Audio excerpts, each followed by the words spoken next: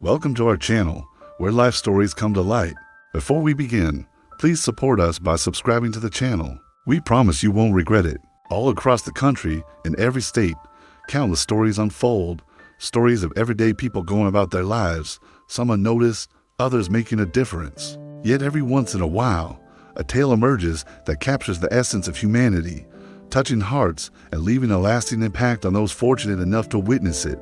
Such a story is about to unfold, one that took place in a casual dining restaurant. Our story revolves around a 28-year-old waiter named Marcus. Known for his silence and composure, Marcus had become a familiar face at the restaurant, not just because of his diligence, but also due to his personal charisma. In the heart of downtown Chicago, nestled among skyscrapers and bustling crowds, stood the Crystal Palace, a fancy restaurant renowned for its exquisite cuisine and elegant ambience. The air was thick with the aroma of freshly baked bread and rich sauces, mingling with the soft melodies played by a pianist in the corner. Crystal chandeliers cast a warm glow over well-dressed patrons engaged in lively conversations. It was a typical Friday evening, promising another successful night for the establishment. For the staff, it was just another night on the job, until a particular table became boisterous and demanding. Among them sat a group of four, their boisterous laughter echoing through the classy eatery. They had chosen the best table with a view of the live music. To top it off, the bottle of vintage champagne was already on their table. It seemed like they were celebrating something. The group consisted of William, a successful businessman in his late 40s, James, his equally affluent friend, Sophia, William's daughter from his first marriage, a spoiled young woman in her early 20s, and Chloe, Sophia's friend, a cunning gold digger looking for a wealthy husband. As the night progressed, the group's boisterous laughter grew louder, drawing unwanted attention.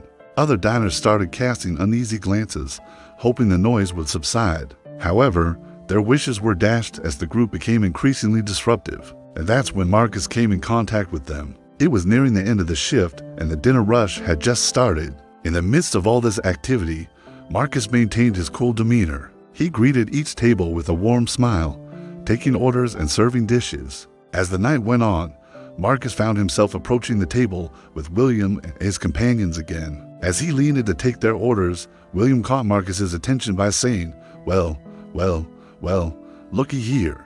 We got ourselves a little waiter who thinks he's better than us. You need to keep your head down and do your job."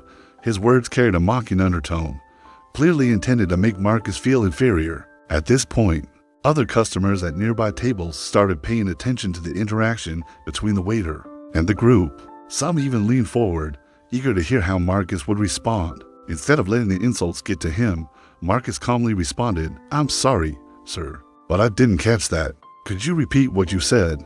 His voice remained steady and respectful, betraying none of the turmoil that might have been brewing within. "Oh, I want to make sure my words reach you properly," William continued his taunts. "You should consider yourself lucky to be serving me. I'm a big client at this restaurant, and I can have you fired if I complain about your service." He believed that he had put the young man in his place. However, Marcus surprised him with his calm response. Without letting the insult bother him, Marcus said, "Sir, I understand that you are an important customer. I am grateful for that, but I ask for your understanding if sometimes I cannot attend to you immediately. There are many customers to serve, and all of them deserve my attention." There was a brief pause, and for a moment, the arrogance on William's face faltered. The man had anticipated a show of fear or anger, but instead, he found himself face to face with composure and professionalism. Meanwhile, Chloe, noticing the shift in William's demeanor, thought it was a good opportunity to add fuel to the fire. She chimed in, "Just remember, Lil Waiter, if it wasn't for people like my friend William, your boss wouldn't pay you a penny. So don't get any funny ideas about being above us."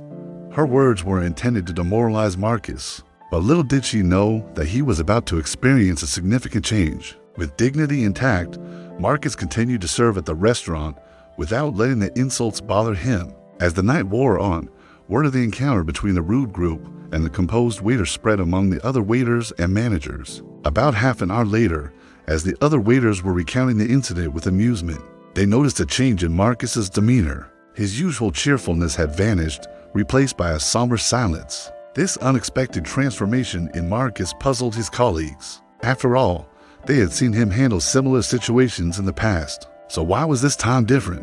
One of the older waiters, noticing the concern on his colleague's face, decided to approach him. "Hey, Marcus, what's going on? You seem down. Is everything all right?" At first, Marcus hesitated, unsure whether to share what was on his mind. But eventually, he nodded, realizing that talking about it might help.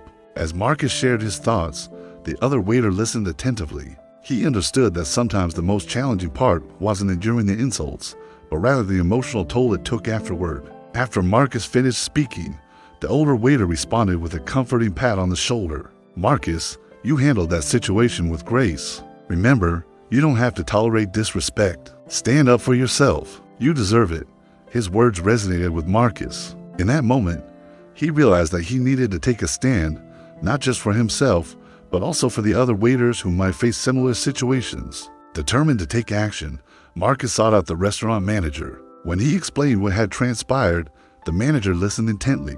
He understood that dealing with such customers required tact and diplomacy, but also that it was essential to stand up against bullying. After giving it some thought, the manager decided to confront the group. Meanwhile, the encounter between the manager and the rude group left them shocked and ashamed. No one had expected such a strong response. As the group left the restaurant, whispers followed them. The news of the manager's actions had spread quickly, turning the tables on them. For William and his companions, the rest of their night was tainted by the knowledge that their bad behavior had been exposed. Their triumphant mood had vanished, replaced by shame and regret.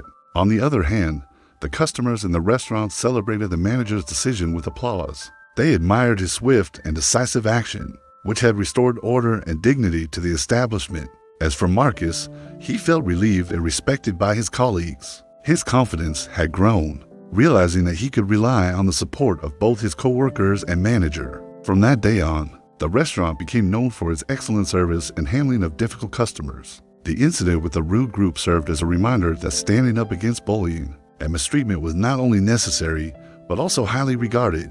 Marcus continued to excel in his job, always ready to assist customers with a smile. However, he never forgot the valuable lesson he learned that night, nor did he let anyone treat him without respect ever again. If you like this story, please subscribe to our channel and share it with your friends.